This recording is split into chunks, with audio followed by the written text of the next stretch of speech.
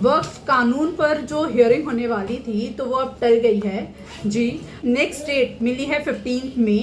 तो बेसिकली कल इसके ऊपर डिटेल में हियरिंग नहीं हो पाई, वो इसलिए क्योंकि चीफ जस्टिस संजीव खन्ना जो है वो रिटायर हो रहे हैं 13 मई को, ठीक है। और उसके बाद जो नए चीफ जस्टिस बन रहे हैं वो है जस्टिस गवई, जो कि 14 मई को ओथ लेंगे, शपथ लेंगे। और उसके बाद वक्फ कानून के ऊपर जो भी हियरिंग होगी तो वो जब जस्टिस गवई चीफ जस्टिस बन जाएंगे तो उसके बाद ही होगी।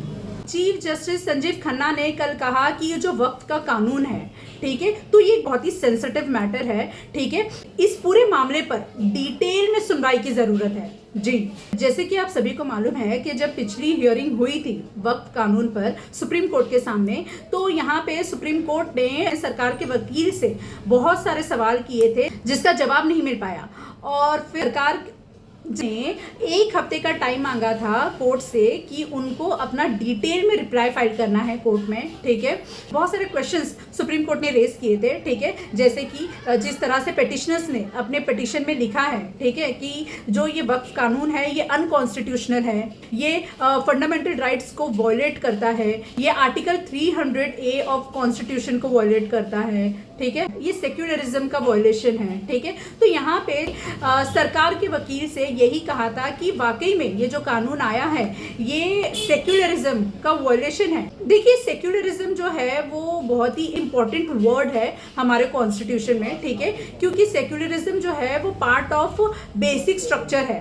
तो ये यहाँ पे जब भी सरकार कानून बनाती है तो सरकार को ये मेक श्योर करना पड़ता है कि उस कानून से बेसिक स्ट्रक्चर के साथ कोई छेड़छाड़ ना हो, ठीक है। और जहां सुप्रीम कोर्ट को ऐसे लगता है कि ये कानून की वजह से बेसिक स्ट्रक्चर के साथ छेड़छाड़ हुई है तो सुप्रीम कोर्ट उस कानून को अनकॉन्स्टिट्यूशनल बता सकता है। तो यहीं पे सवाल पूछा गया था सरकार से कि क्या ये कानून जो बनाया गया है वो जो सेक्युलरिज्म है, ठीक है, सेक्युलरिज्म जो पार्ट ऑफ बेसिक स्ट्रक्चर है, क्या उसको वॉयलेट करता है।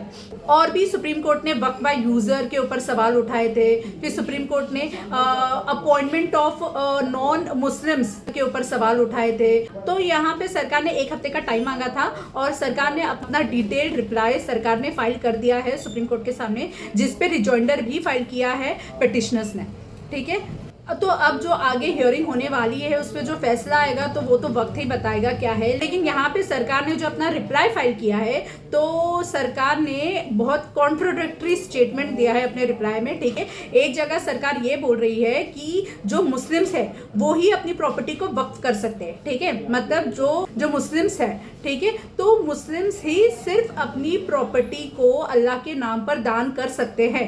बाकी कोई रिलीजन अपनी प्रॉपर्टी को वक्फ नहीं कर सकती है, दान नहीं कर सकती है।